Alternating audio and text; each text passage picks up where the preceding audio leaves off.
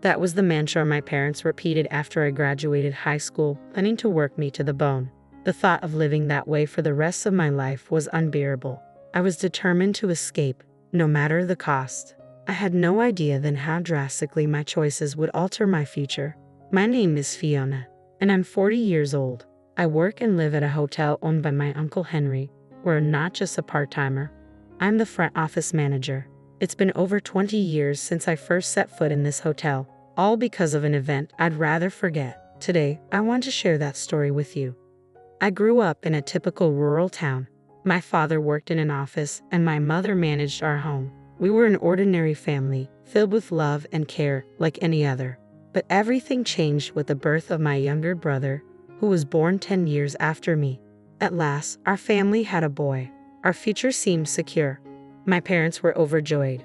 Dad's family home was just an average house, not linked to any particular business. In our rural community, boys were still preferred. Girls were seen as temporary investments. Eventually, they'd leave home, while a boy would stay and bring home a hard-working wife. It didn't take long for them to start neglecting me. I was thrilled to have a little brother, and with being 10 years older, maternal instincts kicked in. I wanted to take care of him. But my parents warned me sternly, "Don't get too close to him. Who knows what you might do to our precious boy?" They would leave cheerfully, leaving me behind. Daniel, as they named him, quickly became the center of their world, adored far more than they ever had cared for me.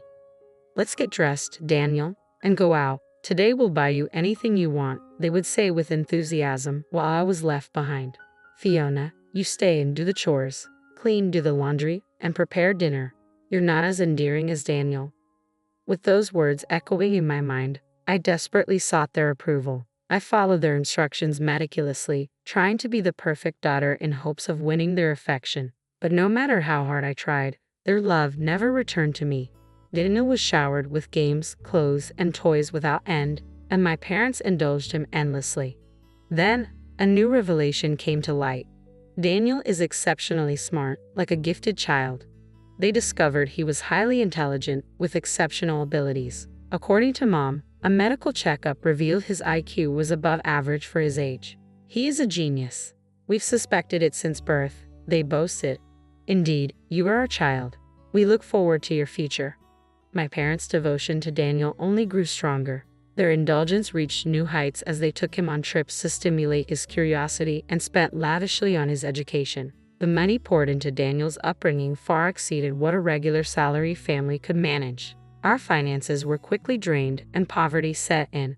In their quest to provide him with the best possible learning environment, my parents borrowed heavily from relatives and friends. By the time I was graduating high school, the worst was yet to come. "You don't need an education, do you? Once you finish high school, start working and earning money," they told me bluntly. I had never imagined that my own college dreams would be sacrificed for Daniel's education. I was eager to go to college and study, but my parents were enraged by my aspirations. "Our family isn't wealthy enough to waste money on someone useless like you. Your grades aren't even that great, so don't be selfish. Investing in Daniel is clearly a much better choice than spending money on you." Despite my desperate pleas, my parents' decision was final. "We have no use for someone who doesn't contribute. Our priority is all that matters." Their words crushed my spirit. I felt like an unwanted child. That day, I cried bitterly, cursing my unjust fate. In the midst of my tears, I remembered Uncle Henry's hotel, a place we had often visited before Daniel was born, when I was still loved and cherished by my parents. With those memories in mind, I decided to go to Henry's hotel. "Is that you?" Henry and Jennifer, who were cleaning the front entrance, hurried over when they saw me. Overwhelmed by relief and shame, I broke down in tears. They listened patiently as I recounted my story. After I had finished, Henry said, "I'm sorry you've had such a hard time, Fiona. Why don't you come work here? We're always short on staff. If you don't want to stay at home, you can work with us." Henry smiled and immediately contacted my parents. "I'll take care of Fiona from now on. You can do as you wish with her." "Fine, use her however you want. Just make sure to send us the money," they responded. "Understood, but as an apprentice to earn $600, that's the most I can offer." $600? That's far too low. "Look, I'm not doing this as a favor. I'm hiring someone with no experience. She'll be living and working here, so we'll cover her board and lodging. After those deductions, $600 is fair. It's not charity. Henry's tone was firmer than usual. I worried I might be entering a difficult situation. Was his reassuring smile merely a facade? Despite my hopes that my parents would object to the terms, they agreed. Fine. We need the money anyway, but make sure you draw up a contract stating that she won't complain about our arrangements. And so, I ended up working with Henry and Jennifer. Don't worry, Fiona, Henry said with a reassuring smile. Everything will be fine now. But I wasn't ready to dive straight into work. I still wanted to go to college. Of course you can, Henry assured me. How about making studying and enjoying college life your job here? Jennifer suggested. Is that really a job though? I asked, filled with uncertainty. Jennifer nodded in agreement with Henry. Yes, you'll have plenty of time for work when you're older. For now, enjoy being young. So, after graduating high school, I enrolled in college and helped out at the hotel during breaks. Fiona, you're so talented. Why don't you try some crafts? Henry offered. Really? I'd love to, I responded eagerly. And tonight, we're having steak for dinner. You like that, right? Jennifer added. Really? That's awesome, I said with a smile. Henry and Jennifer, who had no children of their own, treated me as if I were their own. After graduating from college, I decided to continue working at Henry's hotel. You don't have to feel obligated to stay here. There are other places you could work, Henry said. No, I love this hotel. I want to work here and learn more than I could at any other company, I replied. Henry and Jennifer were deeply touched by my words. The hardships I faced with my biological parents seemed distant compared to the happiness I found at the hotel. As an employee, Henry and Jennifer became like family to me, and I appreciated being valued as an individual despite the challenges. 10 years had passed since I first arrived at Henry's hotel. I wondered how Daniel must be doing in high school now. As I reminisced about the past, I continued cleaning the guest rooms. Suddenly, I heard a familiar voice. Hey, what's going on here? I turned to see my parents, whom I hadn't seen in a long time. Where's the money? We haven't received this month's payment. What's going on? Where is she? She's supposed to be working properly, right? My parents demanded, confronting Henry and Jennifer. Come inside, Henry said with an unusually stern expression while Jennifer looked at my parents with icy disdain. The five of us, my parents, Henry, Jennifer, and I, sat down for a discussion. My father was the first to speak. What's this about? Fiona's salary should be sent monthly. Why hasn't it been done this month? We need that money. Daniel is starting college next month. How are we supposed to pay for it without that money? Don't worry about it. Is Daniel attending a private university? I felt a bit detached from their conversation. Remember the agreement. You promised not to interfere with our employees' matters, Henry said firmly. That's absurd. Fiona is our daughter, my father retorted. It's quite something for you to say that after neglecting her for 10 years and only caring about the money, Jennifer responded coldly. But their concerns remained focused solely on financial matters, as if on repeat. Just give us the money. Do you have any idea how expensive college is? Calm down. Daniel will be working at the hotel starting next month, Henry announced. What? Even I was taken aback by this news. Why is Daniel going to work here? My parents asked in confusion. I received a call from him last month. He was eager to work here, so he sent his resume and we conducted a phone interview. He impressed us, so we hired him on the spot, Henry explained with a smile. Hold on a minute. What do you mean? We don't approve of this without our consent, my parents protested.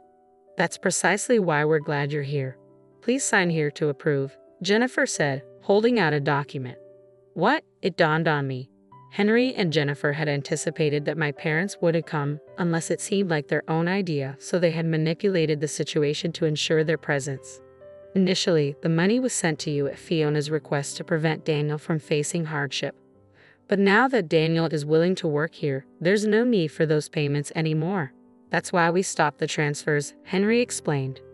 I had no knowledge of this arrangement, as I had left all financial matters related to sending money in Henry and Jennifer's hands. I won't accept this. Daniel is exceptional. He's not like those who are useless without a college degree, Dad exclaimed, pointing at me. Not attending college? What are you talking about? Fiona graduated from a state university, Jennifer said. A state university? When did you? I began to explain. I've already graduated and am working here at the hotel. What? I was speaking to my parents for the first time in nearly a decade when another guest entered. I'm living here from today, Daniel announced, clad in his hotel uniform. Daniel. Mom covered her face in disbelief. Daniel, you look great. Is the uniform fitting well?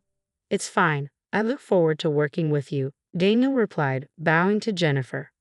Mom tearfully confronted Daniel. Daniel, you're a smart boy. You shouldn't be doing this kind of hospitality work meant for anyone. You're destined for more dignified work. I'm not smart. I had poor grades in high school, according to Dad and Mom. Doesn't that make me useless? No, we never meant that. You used those words to keep Fiona from going to college. Then I surely don't deserve to go, right?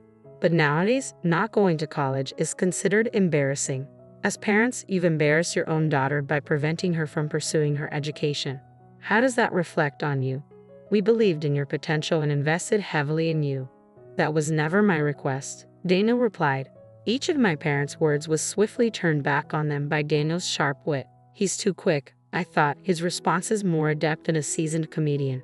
As my parents stood speechless, Henry added, You see, the kids have grown far beyond what you imagined. Mom countered, But what about the 18 years we spent raising him? Look at everything we've done for him.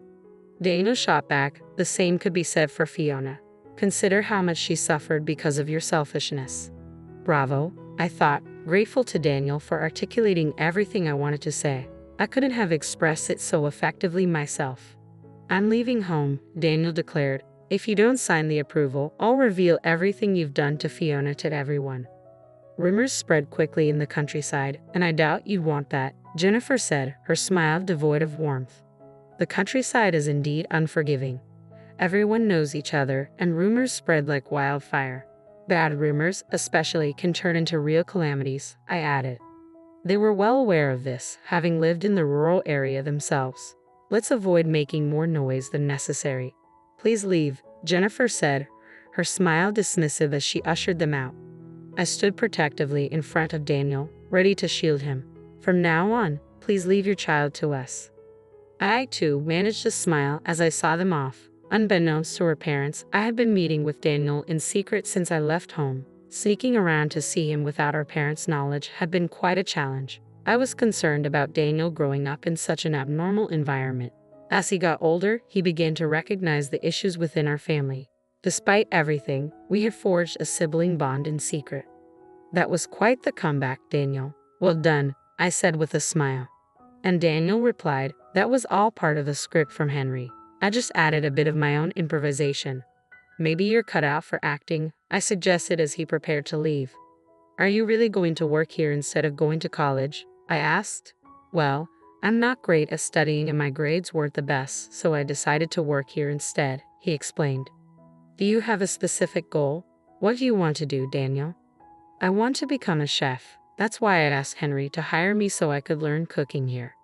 Ah, that makes sense. If cooking is your main interest, I know of a culinary school about 50 miles from here. Would you like to go there? But school is expensive, and I don't have the money, Daniel replied. Don't worry, leave it to me, I said, pulling out my mobile phone to show Daniel my bank statement. Where did you get all this money? That's what I've saved over the last 10 years, I explained. I want you to use it. I've been saving a bit for my part-time jobs and hotel salary since college, anticipating a moment like this. Let me do something clever for once, I said with a smile, tapping my chest. Daniel's eyes filled with tears as he looked at the statement. He passed the entrance exam and was admitted to the culinary school, where he lived in a dormitory due to the distance from the hotel.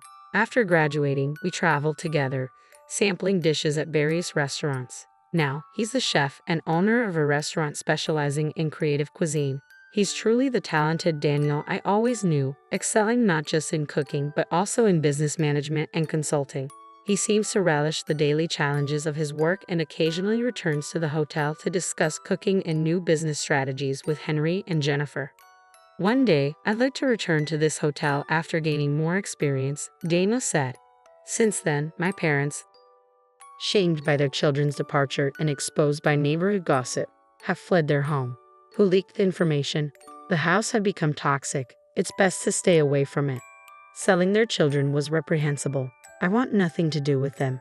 The house is now considered hazardous and they live in isolation quietly somewhere else. Occasionally, they contact Henry and Jennifer, hoping to hear from or see their children.